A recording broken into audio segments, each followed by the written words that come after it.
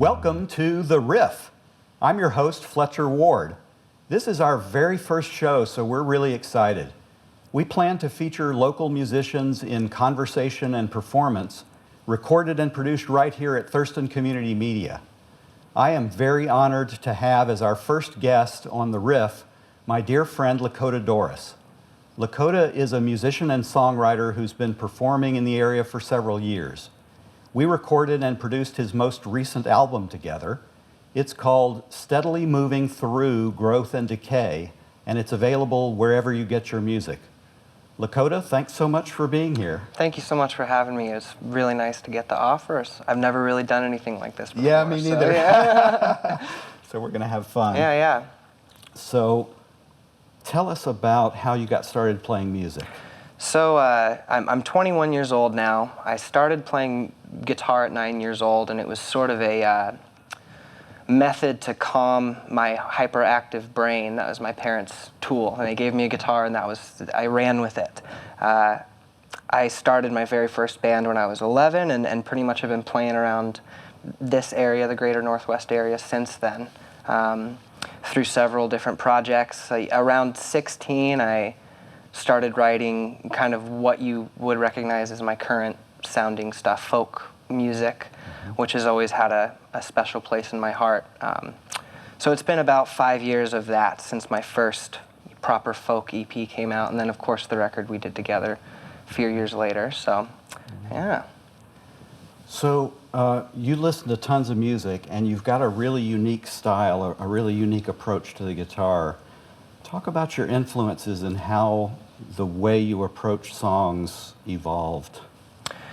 Well, when I started out as a kid, it was all fun, pop punk, loud, and I had a lot of good fun with that. But I tend to find an artist who I love, and I search far and wide for everything they've done and every interview they've done and every bit of information on how they write and how they see the creative world, and I try and soak up as much of that as I possibly can until I sort of grow tired of them for a while. I have to set them down and leave them be, and then later on I can revisit with all the knowledge of everything I've learned about them. But there's not an immediate effect on the music either. It sort of takes maybe half a year, full year, you start to see the influence creep in of things you were listening to the prior year. But it's the sponge technique, You just soak up as much as you can from everybody possible. Who are some of your major influences? So Leonard Cohen, Paul Simon, sort of the big ones, and they're huge names in the folk world, of course, but lately I've been branching into a lot of the same time frame as, Leonard and Paul Simon in the 70s was kind of their heyday. There's a lot of other stuff that was happening at the time that was maybe not as readily available that I've discovered recently that I'm just falling for, like Michael Hurley, who's a guy from Portland, and Karen Dalton, who was a wonderful folk singer in the 60s and early 70s. So that's sort of my sweet spot, though. I haven't moved too much past that, though I love Depeche Mode in the 80s as well. But the 60s and 70s singer-songwriter stuff is really the way to go for me. And the guitar, I've watched you play for a few years now, and you've got a very spidery approach. Yes. It's very active, and I've always sort of commented to you that it's like you're playing four voices on the guitar at once. How did that come about? I've always had a tremendous amount of respect for an artist who can go on stage with one instrument and bring forth the same amount of energy and feeling that a full band does.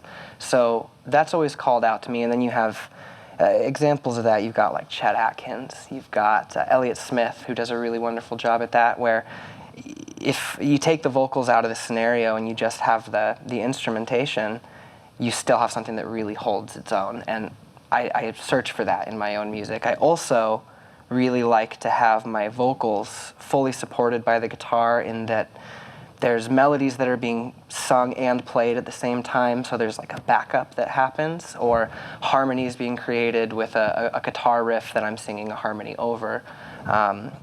it's a really intimate relationship that I like to have with an instrument, where they almost can't exist without one another. Mm-hmm. And what about lyrically? How has that evolved? I mean, Leonard Cohen, Paul Simon, you can't get much more sophisticated. It's true, and it's true. And of course, I am just scratching the surface of what they spent their lives doing. It all kind of starts with racking my brain for poems, and short poems, long poems. That's how all the songs start out. I just sit down, and everything needs to be based in truth. That's sort of been the biggest rule for me, is if I don't believe it, then there's really no reason for me to be saying it. Mm-hmm. I need to be able to speak what's true to me, and hopefully the idea is that may also be true for some other people as they listen, but if not, then at least it's my truth. Are there some themes that particularly attract you? I mean, emotionality is a big part of it. Yes. Pretty sometimes heavy emotion. Heavy is a good word for it. Heavy and brooding to a certain degree. But with that being said, and somebody like Leonard does this very well. Oh, yeah. There's the comedic aspect. There's always a little bit of comic relief there. And I think that brings out realness, that brings out truth, because we're all brooding and heavy, but the laughter brings us all together, Yeah. And yeah. I'm always inspired by your love and curiosity of music theory, because you started out like most of us, sort of self-taught, but also other teachers occasionally. You started out just wanting to play for the sounds you could make and discovery of the instrument. Guitar is kind of a mysterious instrument to begin with. But then you started putting pieces together that drew you into the world of theory, and you're really running with that. And you're teaching now, too. Yes, I've been teaching for the last year or so, which has been great, and it's really helped solidify what I do know about theory up to this point. It's really helped cement all of that. Yeah, what's your approach with someone? How do you encourage them to go forward in that direction? I try and show them the simplicity that exists at the very foundation of music. There's so much we could say to convolute things and complicate things, but really all you need to know is, and this is where it all begins, is just a major scale. And if you get them to see that they've been singing that scale their entire lives, in the key of C, they've been singing it their entire lives. Once they make that connection, it's amazing to see the whole world open up. It's like, wow, I thought this was going to be difficult, but it's really just as simple as 1, 2, 3, 4, 5, 6, Right.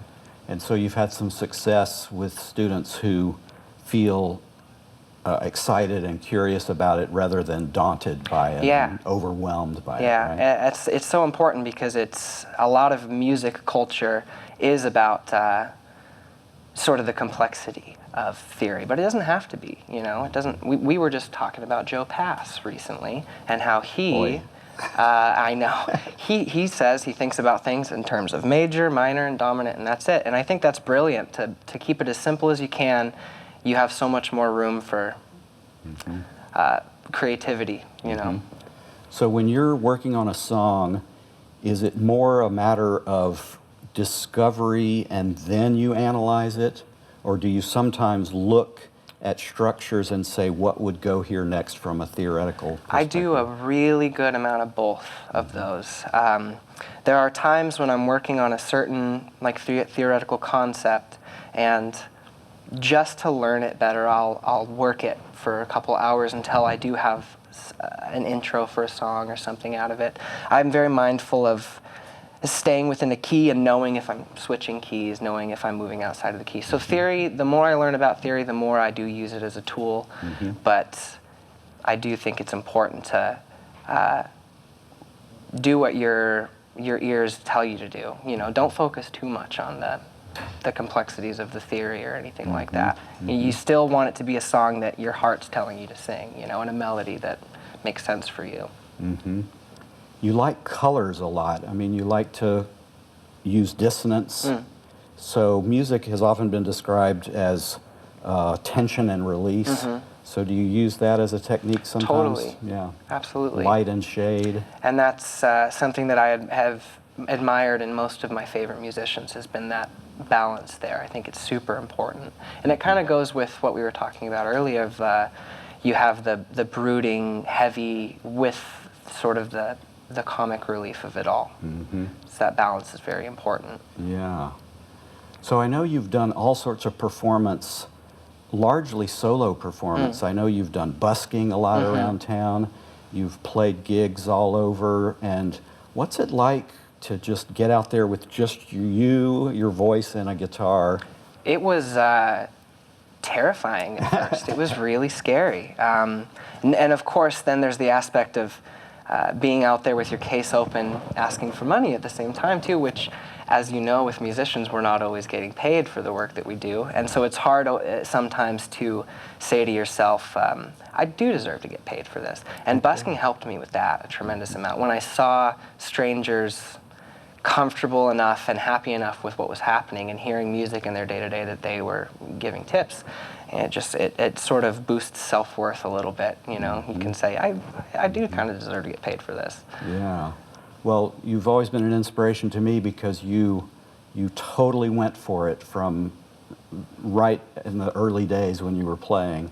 I mean, after you got out of the kind of punk hardcore phase, when you picked up the acoustic and you were like totally obsessed with just getting everything you could out of it. And I think Paul Simon was top of the menu at that point. He was the main one. But you took to the road in a way. I mean, you didn't go far, but you were out there playing all the time, and it was incredible inspiration because, I mean, I could witness how quickly you evolved as a player, and you got so sort of comfortable with performance, and that's something I still have yet to do a little bit, but it's a great inspiration to me. Well, let me tell you, you fall out of it very easily because I haven't been busking regularly in about a year, and the nerves are back tenfold, you know, ahead of every performance. Darn, I thought that maybe you would find the cure. Yeah, oh, maybe one day.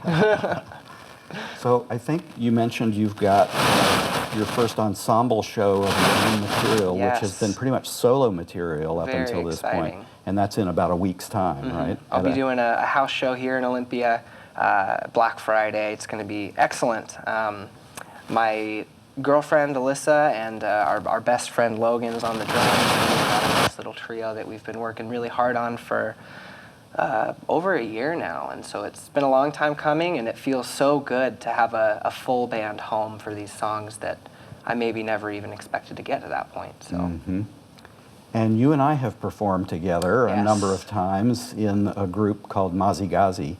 You want to talk about the evolution of Mozzie Gauzy? Yeah. So I mentioned my partner Alyssa, who's a wonderful piano player. Her parents, we've been together for 8 years, and I mean, we're relatively young, so it's sort of a wonder, you know. And her parents weren't super keen on the idea of us being an item when we were that young, and so my idea was to join their band. And if I joined their band, then strategic. Exactly. If I joined their band and I showed them that I was a competent musician, then maybe they'd be okay having me around. And that was 8 years ago, and so you know, it's worked. Right.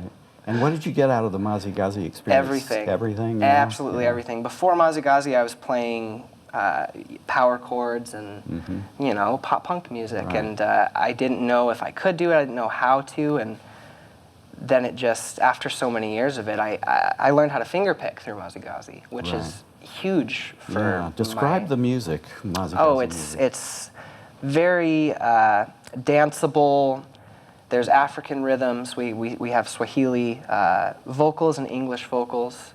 And it's very high energy, high tempo. East African danceability, you know, feels good, feels groovy. With pretty repetitive, simple but beautiful patterns that just make you want to dance, make you have to dance kind of and move and feel good. The patterns, because of how simple the patterns are, usually it's just 3 chords over and over and over again, as you know. Lots of syncopation, lots of bending the rhythms around on themselves.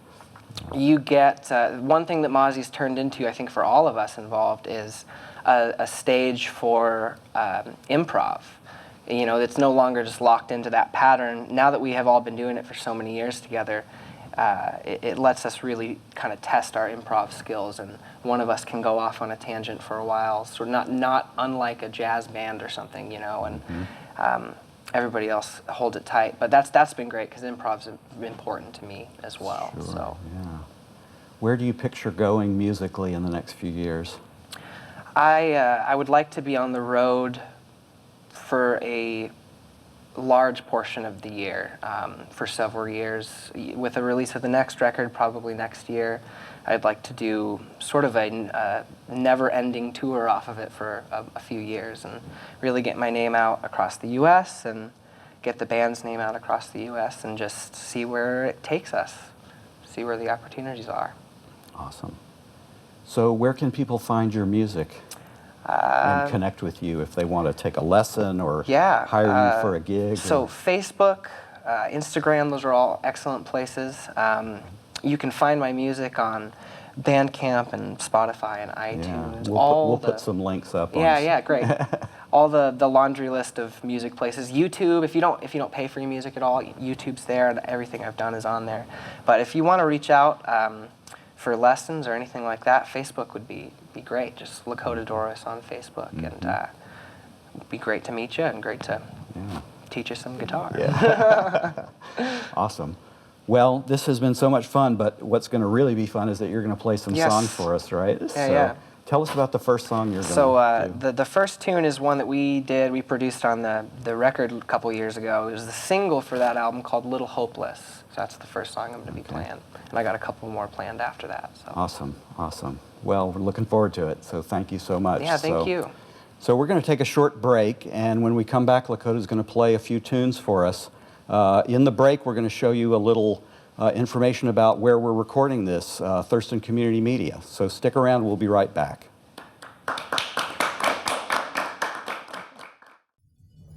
Welcome to Thurston Community Media. We're a nonprofit organization that's been providing services to the greater Thurston County area since 1986. Here at TC Media, we provide everyone with access to media production classes and opportunities to produce your own content. TC Media members get access to our production studios, our high-definition cameras, and airtime on cable TV. To get started, all you need to do is sign up for the orientation, free of charge. Then, once you've decided to be a member, you can take any number of our production classes. We offer intensive training in studio and field production. We also offer audio classes, video editing workshops, iPad production, and much more. Once you're certified, you'll be able to check out professional equipment and use our facilities to produce your non-commercial show. You can also volunteer as crew on different productions. Once your production is complete, give it to us and I'll make sure it gets on one of our channels. You have the opportunity to share your story with people in our community. So join us here at Thurston Community Media, where we deliver communication resources to build stronger communities.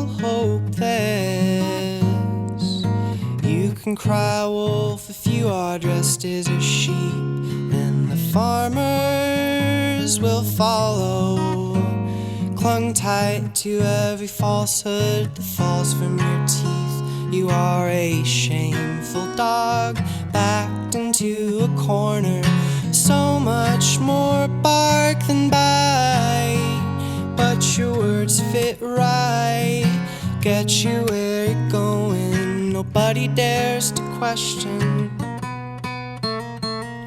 It's difficult to question now, and the hardest part will be walking out with our tails tucked between our legs, our faces as the bomb we built blows all of us away.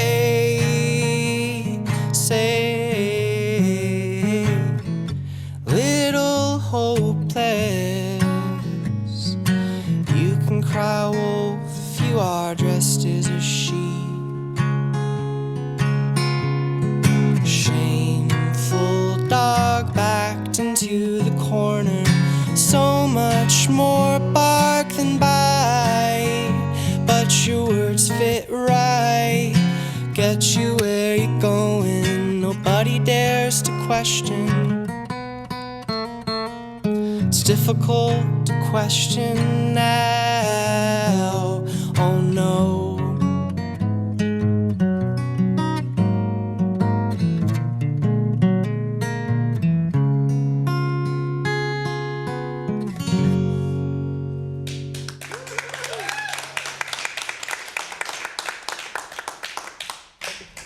This song's called Blood Orange Sun.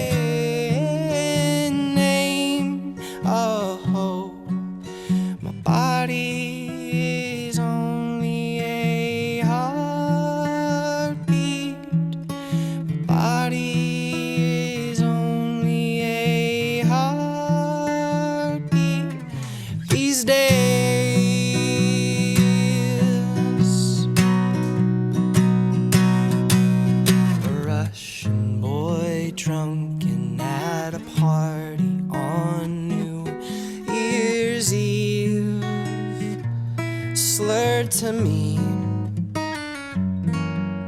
the shame you feel, it isn't real. Badly I'd love to agree,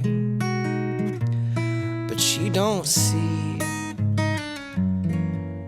that our collective heartbeat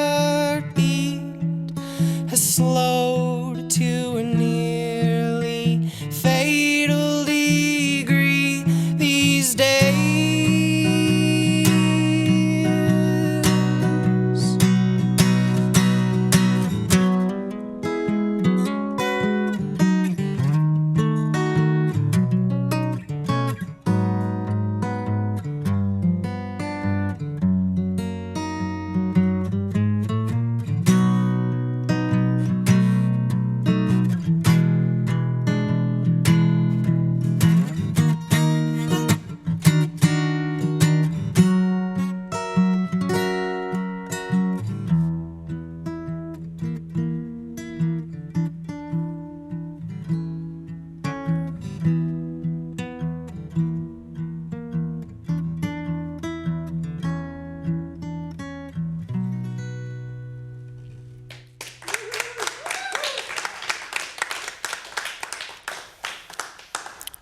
song's called Stone's Throw. It's gonna be my last one. Thank you.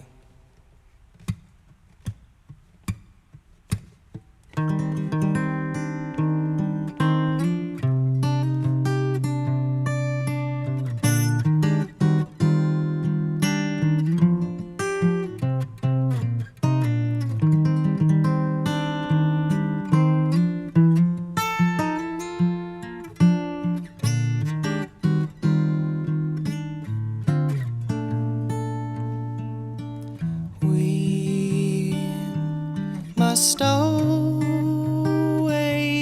watch ourselves close. The poison is always a stone's throw away.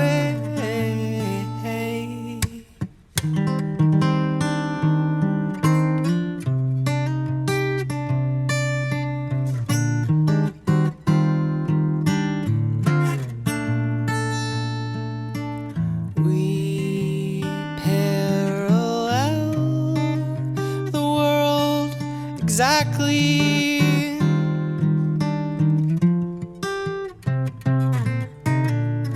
When collapsing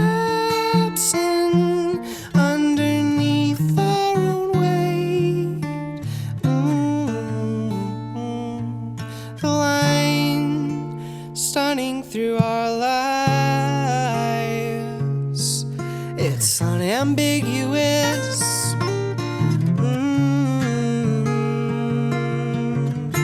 There is a checklist clearly marked, light bulb in the dark, to show us where we are.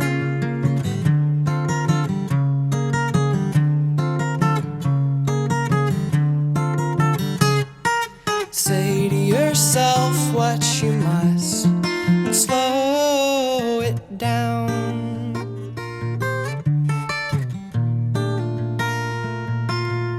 Narrow it on down to a choice and choose the light.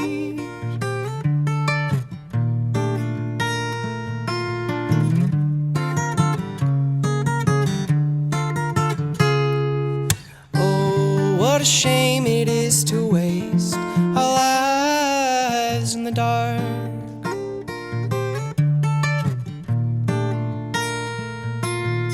Whisper to yourself, I am good, and take your word. See the line, you're standing on both sides. It's an easy thing to do, I often do it myself too. Look to the checklist clearly marked, your lighthouse in the dark, your map made up of stars to follow.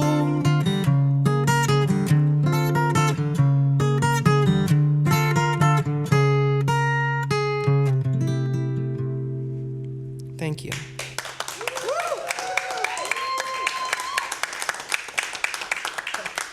Thank you so much. Thank you. Thanks, Lakota. Thank you very much. That was awesome. So great. So that's it for the Riff, the first Riff show. We'll be back. Thanks for tuning in. Thanks so much to Lakota for being here and sharing his amazing songs with us. Many thanks to the crew who are completing a 3-day studio production class tonight. TC Media offers this class every month, along with many others. Visit tcmedia.org to learn how you can become a member and take production classes to make your own shows. Bye for now.